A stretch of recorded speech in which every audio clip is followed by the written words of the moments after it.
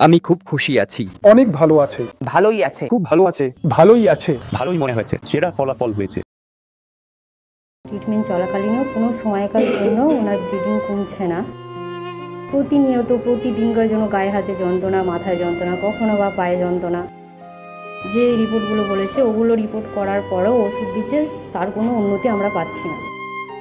আমার নাম জেসমিনা খাতুন, আমি নবদ্বীপ থেকে এসেছি। পেশেন্টের নাম মোজেদা বিবি শেখ। ওনার এজ হচ্ছে 65 বছর। ওনার প্রথমে দেখা দিয়েছিল সাদা স্রাব। 1 বছর আগে থেকে আমরা চিকিৎসা চালাচ্ছি, তো তারপর ওনার ব্লিডিং হয়েছে। ব্লিডিং হওয়ার পর আমরা নানা জায়গায় নানা ডক্টর দেখাচ্ছি, তা সত্ত্বেও কমছে না। তারপর আমরা হসপিটালে একটা ডক্টরের মাধ্যমে গেছি। ওখানে আমাদের বায়োপসি পরীক্ষা করার পর ওনার ধরা পড়েছে যে ওনার সার্ভিক্যাল ক্যান্সার হয়েছে। যখন ক্যান্সারটা ধরা পড়লো তখন আমরা শুনে বাড়ির ফ্যামিলি কিংবা আমরা নার্ভাস হয়ে গেছি যে কি করে আমরা এই রোগটাকে প্রতিনিয়ত করব, কি করে রোগ থেকে আমার মাকে ভালো করব, সুস্থ করব। তারপর ওনার ট্রিটমেন্ট চলছে। ট্রিটমেন্ট চলাকালীনও কোনো সময়কার জন্য ওনার ব্লিডিং কমছে না।